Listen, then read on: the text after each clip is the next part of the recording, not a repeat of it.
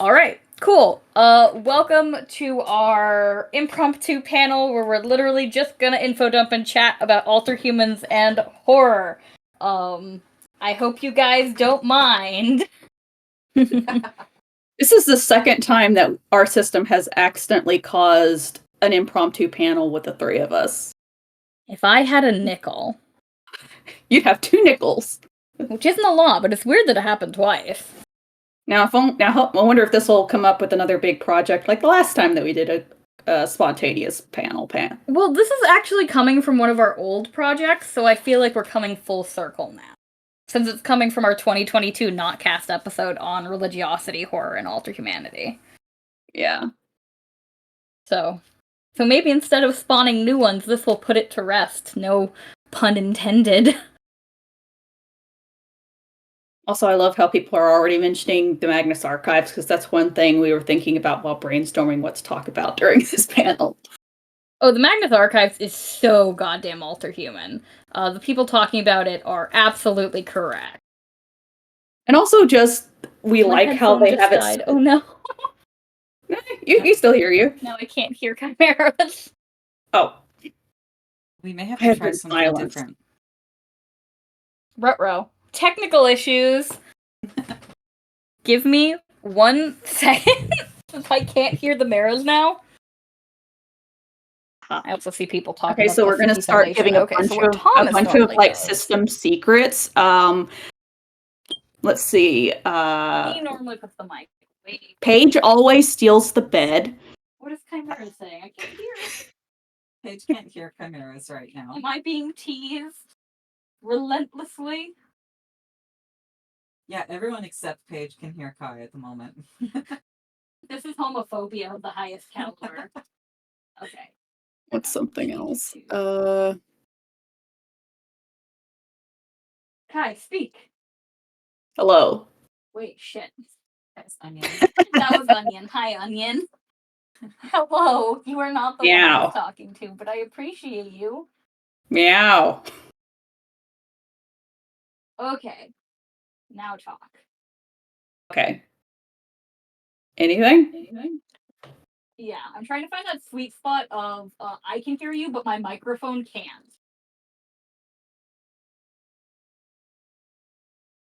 So I can take out this earbud now. You can take out this earbud. I'm sorry I made you wear a terrible, evil earbud. Please forgive me. Putting thing in my ear. But yeah, I thought it was funny how people brought up the Magnus Archives. So we were thinking about how we like how that series splits up the different kinds of horror or fears. Yeah, I love how the Magnus Archive does split up the horrors and fears, but I think more than that, I love the avatars. And we should probably have a little background for people who have not seen the Magnus Archives, like Orion here. Now, hang on. We should watch it for free online. The panel a little bit. Oh, we should. We were so caught up. Now that we're done with now that we're done with making sure the technology is functioning, we hope we're done with that. Oh God, I hope we're done. Please. Yeah, we can introduce the panel a little bit more. Yeah, this is a completely spontaneous, off the cuff. There is no script. What we will be saying in this panel is fairly close to completely unknown to us as well. So surprise to y'all, surprise to us. I actually do have a few notes I can post in chat if you guys want me to. I have a little sticky pad on my computer for things. I think you did more than us. We found one quote that I wanted to share. That's all. That is one more quote than I have. I'm gonna be honest. Paige posting the scratch paper. I can if you want me to. You just say the word. I will control V it. It's fine. But yeah, it's literally an off the cuff panel about alterhumans and horror and the relationships.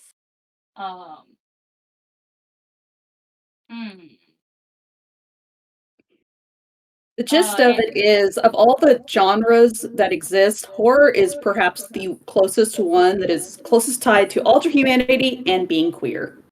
Yeah, like hands down. We see it come up a lot in like chit chat in the community, but we don't see a whole lot of resources and deep dives based around it, I feel like. Also, people talking about Prey 2022. That is a great movie. We love it. Cardigan is kind of echoing through my mic. No, I think this is probably the best we can do. I can like. Yeah, I Down can vaguely just a hear little. myself. Now we can't hear them. Oh, sorry about the technical issues, everyone. Yeah, we're just trying to make it so we can record everybody without getting feedback. Yeah.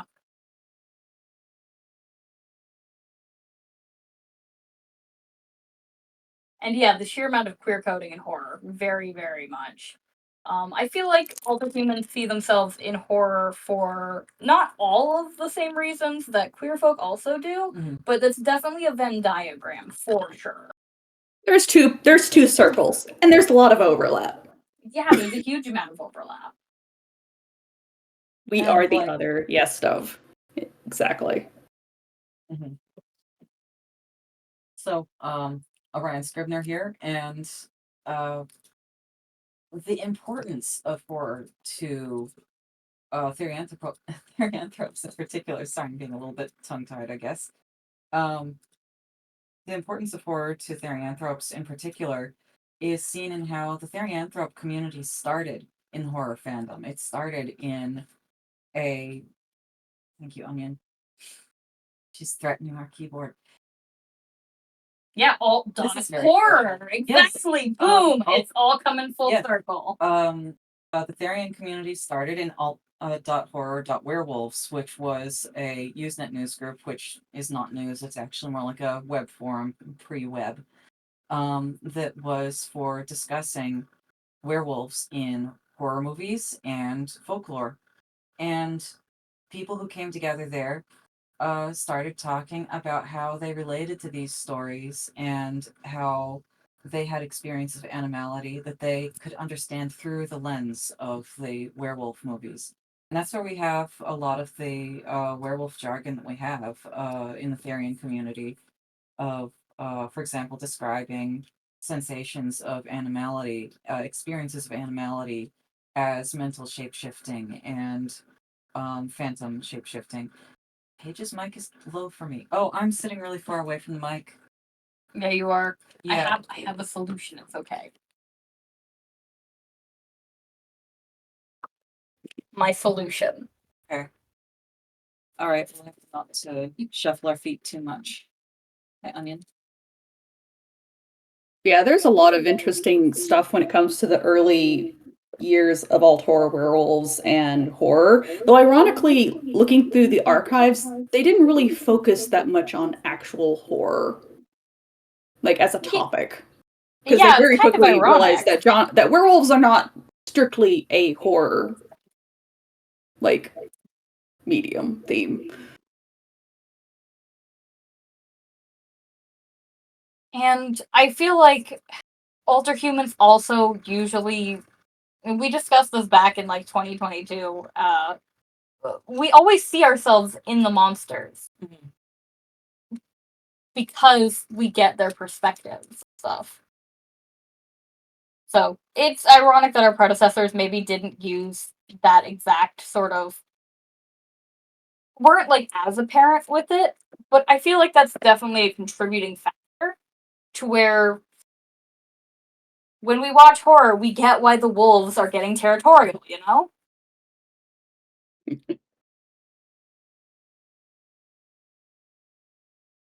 Right. And in chat, Jude said, we like thinking about how body horror really hits for the species dysphoria. Often it's about the human species dysphoria of turning into something that's not human, but it's still species dysphoria. And that is one of the things, that is the power of body horror, is that is something that its purpose is to, how do I say this? Body horror hits very differently for different viewers, but it is something that we relate to unsettling experiences that we have in our own bodies and embodiment. Our own bodies being out of control or different than how we want them to be. And So we do experience body dysphoria of various forms through body horror. And it can be cathartic to experience it that way. And sometimes we can perceive the body horror differently than how it was meant to be written. Like sometimes body horror and monster transformation in horror, we're supposed to be horrified by them moving away from being human. When sometimes we can view that as, for some of us as viewers, we can see that as moving more in a direction of alignment with how you want to be more. We just thought of a very 18 plus example of that. Yes. Yeah? Well, we are in the 18 plus, chat. Go for it. Okay, the horror game Fear and Hunger. Yes! I love Fear and Hunger! The marriage ceremony thing is supposed to be body horror, but for us it's sexy as hell because it's plural. Oh, yeah, you're right. So for those of you who have not played Fear and Hunger, it is a God, how do I describe Fear and Hunger? A horror game. It's a horror game through and through, an indie horror game. And you and a few others are going into this dungeon. And it's very difficult. It's very gory, and there is functionally no way to heal, like if your arm gets chopped off, except conveniently through a marriage ceremony. But the marriage ceremony is not your standard marriage ceremony. The idea of being one flesh is taken a lot more literally than metaphorically. Extremely literally. Viscerally literal. Yeah. That whole thing is like, it's supposed to be body horror, and it's like, no, it's not. Right, and body horror can be about so many things. It can be about illness, disability, puberty, aging. And I like something that Dragons added in chat. Also, horror often literally shows what we want or what we are as the worst possible thing to happen to someone, to be made another species, to be trans, to have another guy in that body, etc., etc. So horror, I thank you, Dragons. Horror, a lot of the time, its purpose is to tell us what to be afraid of. But what if that's the thing that you want? What if that is the thing you already are, and you're seeing society, or at least some particular authors, saying that you are the enemy. You are the thing to be afraid of. It's a weird place to be alienating. Yeah. But it also, at the same time, it makes it so that there is a space where we can see ourselves at all in a society where otherwise those desires, those existences wouldn't be represented in any way whatsoever. Stuck between a rock and a hard place. Yes, Zira, horror as representation. I'm afraid so. That is where we get representation for things that are otherwise deemed unrepresentable, erased. And like for us, we really don't have a lot of secondary avenues for some representation. Like we talked about species dysphoria earlier. How many other genres regularly display species dysphoria as a common trope? Like seriously, can you think of any? You could make arguments for fantasy sometimes in some settings, maybe, but like you don't classically see that. And like transformation in general, it's fantasy or horror, like period, end of story. And transformation in fantasy is always like a secondary superpower. It's not like a permanent thing usually.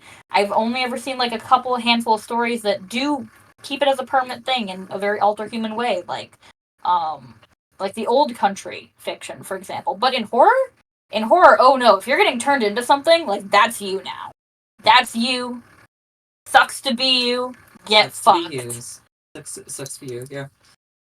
Yeah, and the quote that I grabbed before this panel started is a Del Toro quote. In fairy tales, monsters exist to be a manifestation of something that we need to understand, not only a problem we need to overcome. They also need to represent, much like angels represent the beautiful, pure, ethereal side of the human spirit, monsters need to represent the more tangible, more mortal side of being human, aging, decay, darkness, and so forth. And of course, it's a much longer quote, but that's just. Oh, I find it really funny that Dove just brought up The Wicker Man, because that was one of the things we talked about in that 2022 fucking podcast. Yeah, we did literally bring it up, like, how could anybody side with the cop? When we brought that up because Midsommar was another one. We just watched that movie and we were talking about how this is horror, but what? Yeah, it's kind of weird, the parts that we're meant to confront and relate to.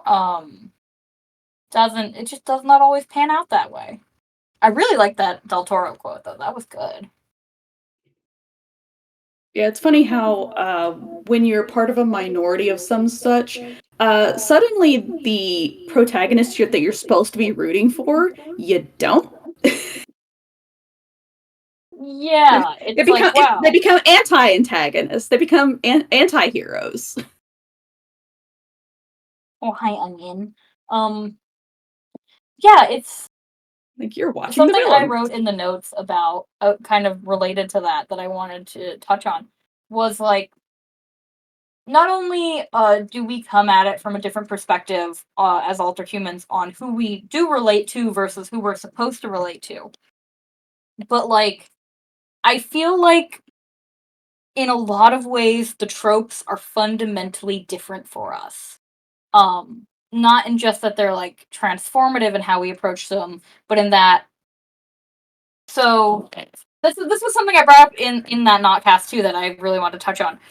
When a monster is born or created or birthed or whatever, and it goes on a rampage and it kills its first person, as a human viewer, we're supposed to be horrified, like, oh god, it's just taken a life, like, this is awful, this proves it's a threat, blah, blah, blah.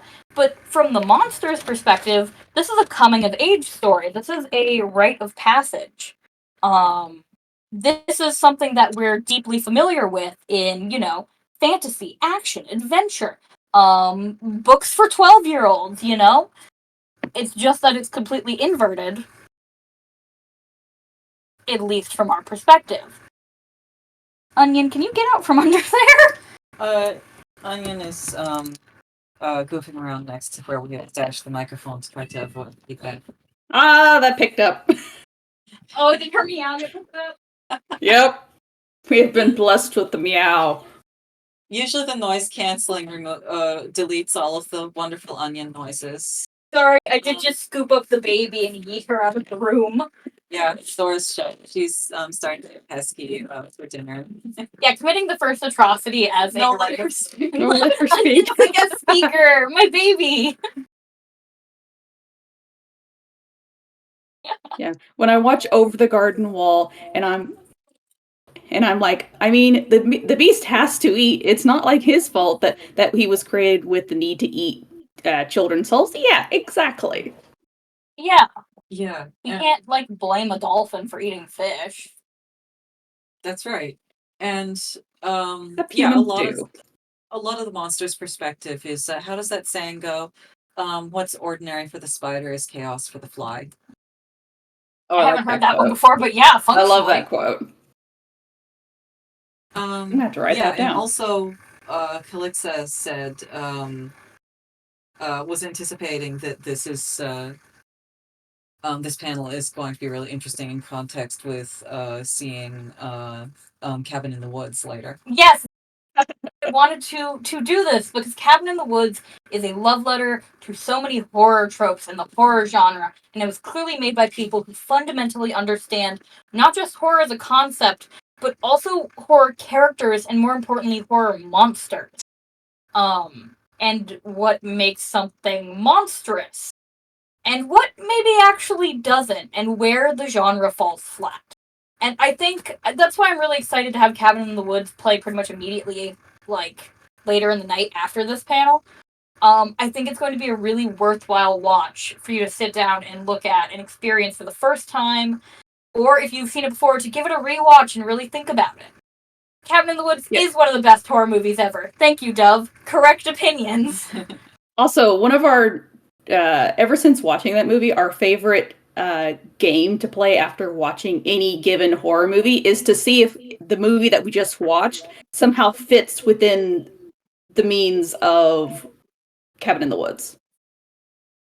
Like, could we see a scenario when that movie that we just watched would fit into, the events that happened in Cabin in the Woods? Like another ritual that they had to do. That one being successful. New favorite horror game. That is game. fun as heck. We I love have thoughts doing it. about Cabin in the Woods, but I can't say them without spoilers. And Yeah, we Cabin in the can't Woods- spoil it. Okay, folks, don't look it up on IMDb. It has too bad of spoilers. Do not look it up. It's much more fun without spoilers. You can try Does the Dog Die if you're concerned about it pressing your buttons, because it is an R-rated horror movie. There's lots of death. We will that makes it warn very that. difficult for us to say anything about it. Yep, it's a horror movie. Yep. I see somebody asking for the link to the Notcast thing. Notcasts they weren't podcasts because we're not really a podcast, kind of polycule. But they were just kind of episodes for us to sit down and talk about specific subjects just on the fly, off the cuff. Better than I'm doing right now. Usually because it relate to something that like us and Chimeras had been doing at the time. Orion was not in the polycule at that point. Sorry, babe.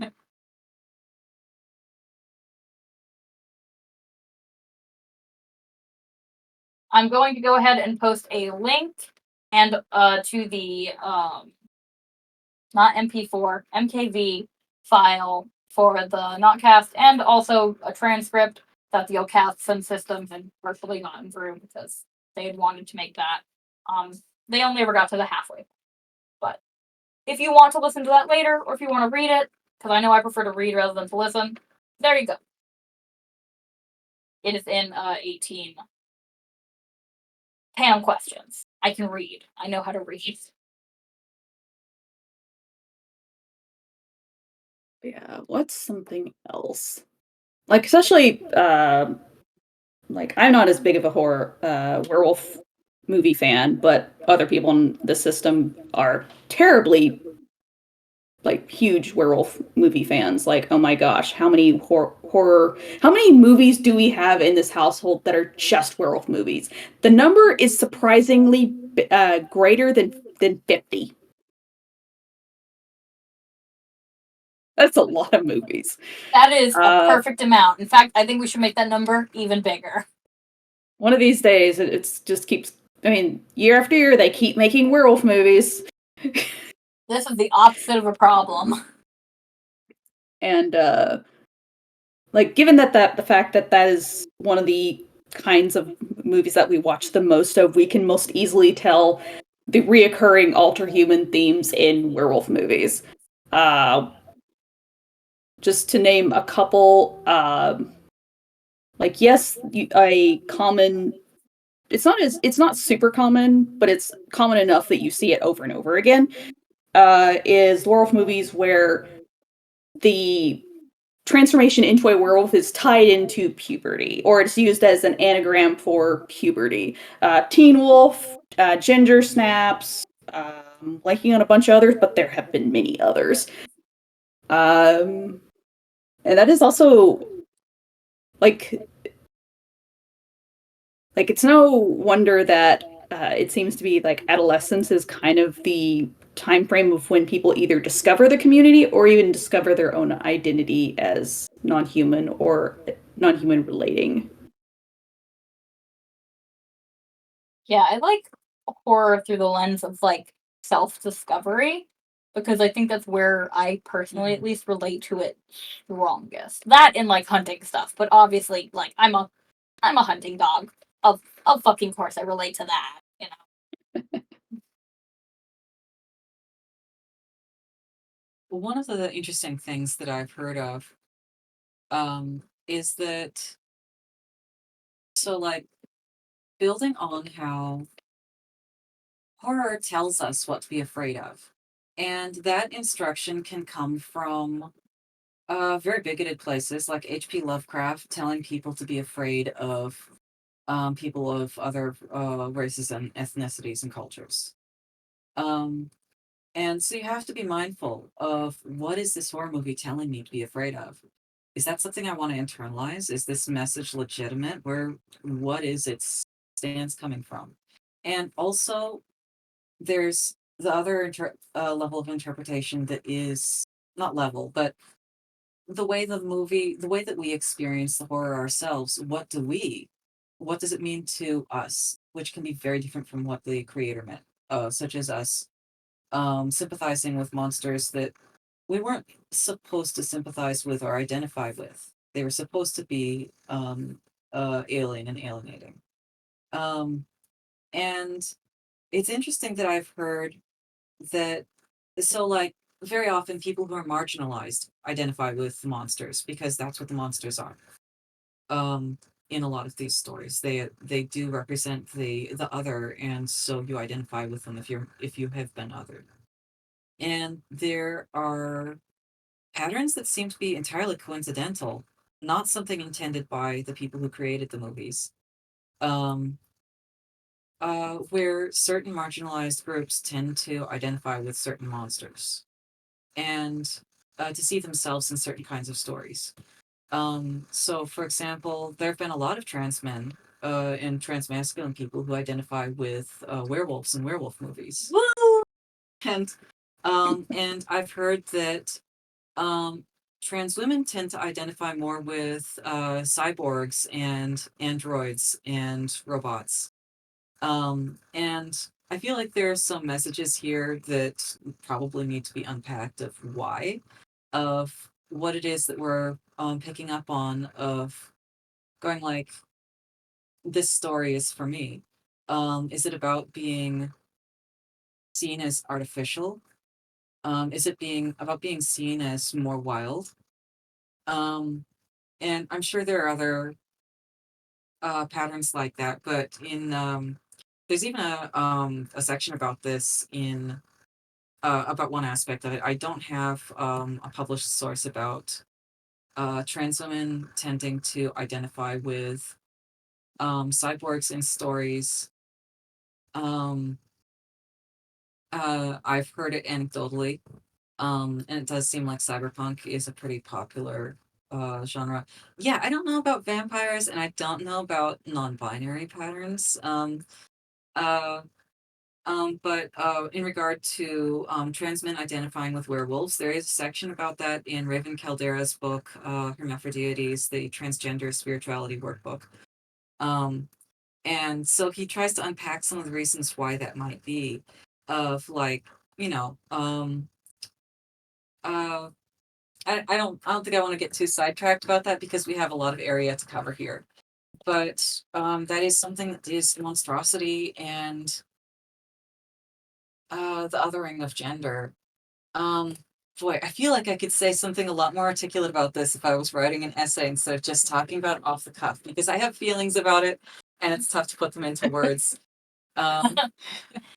But the we're nice all just thing, hanging out here together talking about monsters. the nice thing about recordings is it's all brain. It's all it's like not brains. Yeah, brainstorming, where you're just throwing out ideas on, and then you can go through and sift out the clear ideas and write something nice out of it. Yeah, I mean, that's why we did originally start the Nodcast, specifically because we didn't want to have to write everything down. So we were like, what would be way easier than doing that? What if we just recorded ourselves? And also because some of us have memory problems, and it'd be like, Also- I had a really good thought, and I thought up a really good articulate sentence that I need to add into an article, and then it's been a day, and you're like, where did it go? Don't know, lost it. Also, there's something, and I do really recommend this to all y'all in the audience if you have Alterhuman friends, like local to you, or you go to howls or mini howls, or gatherings, or roars, or hisses, or meets. Just straight up chilling on a couch, hitting that record button, and talking about Alterhuman stuff. It is the best way to get ideas for essays, to get your thoughts out, to fuck around without finding out. It's very, very, very, I think, underutilized, which is funny considering how often people like self-record now with TikTok and Vine or IP, and Redna. But and yes, having these kinds of soundboards together, bouncing ideas off each other, it's great. And I also remembered something else that I was trying to say. Mhm. In regard to looking at when you watch horror and ask, what is it trying to tell you to be afraid of? That's a really useful question to ask of Cabin in the Woods. Yeah. I think I can say that without any spoilers. Because what it's telling you to be afraid of isn't necessarily what it usually is in these kinds of movies. I think that's about as much as I can say without spoilers. But I yeah, pay cannot attention to wait that for you question. guys to see Cabin in the Woods. I hope I see all of y'all there. And I hope I hope we see interesting conversations in the side chat. Especially once the movie is over. As someone who accidentally made a panel based on joking about it, be careful. Yes, fish cakes. Yes. Yeah. Those Those panels, man, they'll grow legs and just sneak right the fuck up on you. Yeah, and while the two end of you are talking about your great ideas, I'm trying to keep an eye on the chat and catch up with. I'm trying to cover that part of the ecosystem. Every CF it happens. Every Centaurus festival, without fail, the panels will just sneak up on you like a cryptid. I honestly, that's called inspiration. That's called being inspired. I saw stuff in chat here talking about maybe certain marginalized groups tend to identify more with vampires or fae. And I want to say, there's really interesting stuff with changelings, and that's so historic that was about people born with developmental disabilities to such a degree that look up the etymology of the word oaf. That is related to the word elf. It means changeling. That was what it was. It was a mean word to say to somebody, to say that you thought that they were actually an elf, that they were a changeling. I didn't actually know that. That's cool. Yeah. I also didn't know that. That's fascinating. Language, everybody! Language. Jazz hands. I'll drop the I'll drop the etymology online source for that. Thank you. Also, I just had a potentially possibly dangerous idea. Oh. Dangerous ideas in conversation about horror. What about for every Centaurus festival, we have the three of us have a panel, but it's always off the cuff. We don't know what the topic will be until like during the actual con, and it's us / people in that year's convention that will decide on the topic that we'll ramble about. That would be fun. I'd be game for that. Also, I feel like my improv skills at next year's convention will be a lot better, considering I won't have just had a fucking huge-ass dental procedure. Oh, yeah.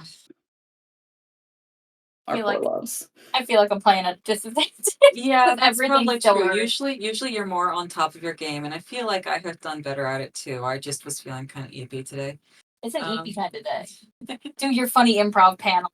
My funniest improv panels are always the ones that are fake presentations. God, I love that Discord game. I don't know if it's still around though. Several people are typing. Oh, remember that game? That game was fun. In regards, something to put a pin in and put it on the wall for next Centaurus festival. I'm game for it. Especially since we're all like, we're so busy being staff for the convention, we don't have time to actually make panels, and we don't have to worry about making a panel because the panel will make itself. Boom. Mar says, in regards to trans women relating to cyborgs and robots, I think the sort of writing mini-genre of empty spaces is an interesting way of seeing some intersections between trans femininity and alterhumanity. Though, of course, not all empty spaces, writers, and stories fit into both or even either of those groups. When we say empty Hmm. spaces, what do we mean? I'm not familiar with the term. Because I love horror, but I also mainly come at it from a animal perspective. Empty spaces is complicated. Oh no! Okay. It's like that word in so religious I feel like I just studies that opened you. Pandora's box. Okay, so while chat figures out how to explain the concept of empty spaces, which is apparently complicated, I wanted to read something from chat a little earlier. Calixa said, I feel so seen in this panel. I always talk about how horror movies are so psychologically interesting because they expose what society is trying to teach us to be afraid of, or what most people, and possibly you, are implicitly afraid of. And you can question and reflect on that. Yes, it is one of those things that, looked at a certain way, it can be very useful for laying that bare and being able to see some of the invisible bars of oppression around us. Hmm. And Yeah. you can also intentionally, there, just as some people are writing horror stories to reinforce those bars, just like H.P. Lovecraft was doing to perpetuate racism quite intentionally. There are other writers can use horror to expose oppression and to turn that around and talk about maybe we've been wrong about what to be afraid of here. That's part of why I want to I want my next zine to be specifically horror fiction by Alterhumans. Because I do feel like we could really take that in our teeth and just kind of shake it like a squeaky toy, you know? Okay, we have some explanation now of what empty spaces are. I like it. I like what Empty Spaces talks about. This is fascinating and I want to read more. So I probably will after this panel, for the record. Shadow of Innsmouth is about how scary being Welsh is. Well, she did nothing to deserve the slander. It's one of our favorite Lovecraft stories.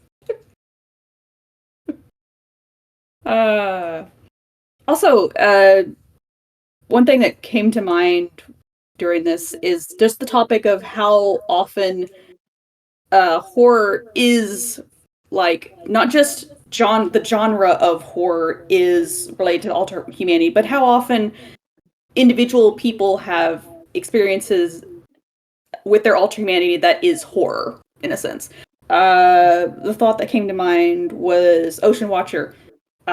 His archetype is literally a fear of dark water, deep water, the unknown of deep water, and just the fact of I forget the phobia, but his identity is that literally his archetype that he identifies with is that phobia. Please tell Ocean Watcher, hi, hey there, hello. But you have that phobia. I do. And that's romantic. Hey.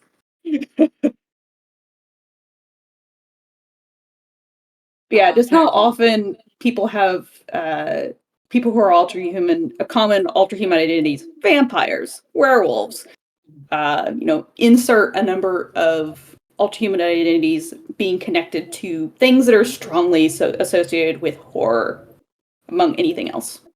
Something that I thought the direction you were going in, but then it wasn't, but that I still want to bring up because I think it's a cool idea, is also not the horror within our own alterhumanity, as in the things we identify as or with being horrifying, but like the horror the horror of our own experiences sometimes.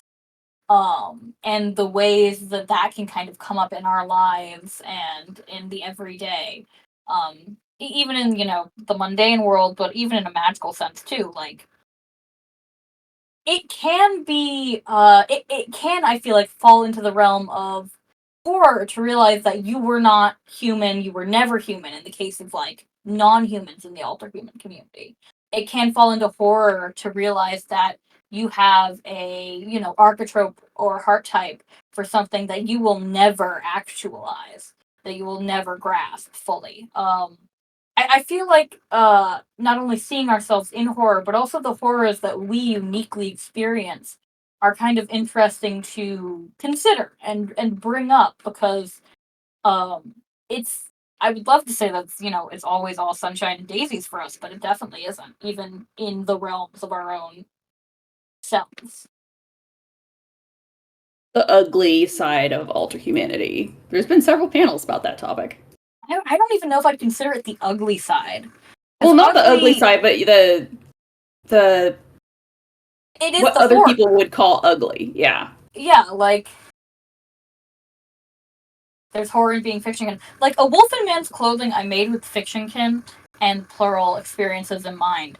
And otherkin experiences in mind. With that idea of being far away from where you belong and maybe never returning. And I do think a wolf in man's clothing is horror at the end of the day. A very unique, lonely horror. Yeah, I'd say that's correct. I would love That's to see more of that. Me. Yeah. Yes. Hey guys, you guys should make horror stuff because I don't want to have to make things right now. My mouth hurts. Hey, y'all, start brainstorming of what kind of stories you could write for the Alterhuman horror theme sign in the future. Yeah, I do hope to do that by October. Bestie, I am 13 steps ahead of you.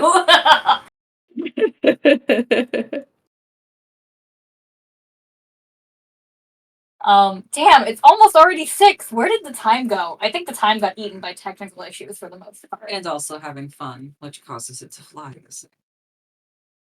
Having fun Between turned the two you into a things. bird therian, confirmed.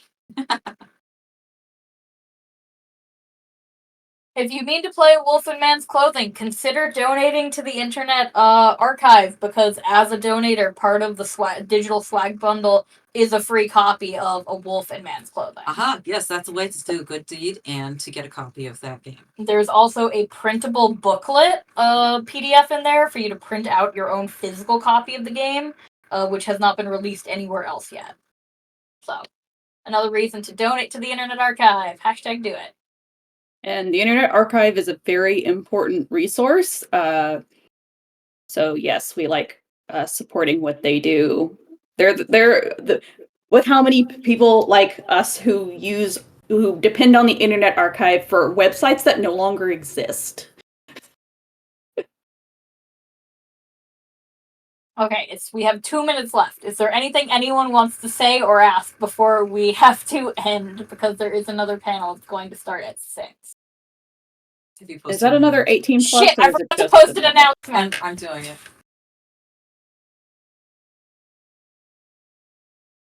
This is what happens when you have too many staff in a panel together. I mean, yeah. The horror of trying to keep an announcement schedule. That's the real horror, everybody. Can we just kind of continue this conversation in the movie chat? I would love to continue this conversation in the movie chat. That would be phenomenal. Cabin in the Woods will not be until 7:30 though, so you have an hour and a half to stew. I want you guys to stew. Think about it. Think about horror. Think about your relationship to horror. Think about your Alterhumanity's relationship to horror. Think about the horror maybe intrinsic in your Alterhumanity.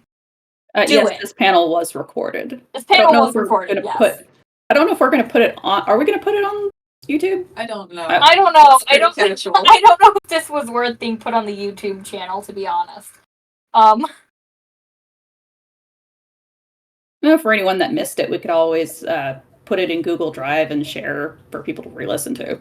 But let's do like a re-listen of it later and decide if it's too technical issued, riddled to actually be put up. Oh, everybody's asking. Everybody's asking for. Are you about to write an essay for an hour and a half? I bet you are. Well, maybe don't, because the Divine Kin and Religion panel will probably be pretty good.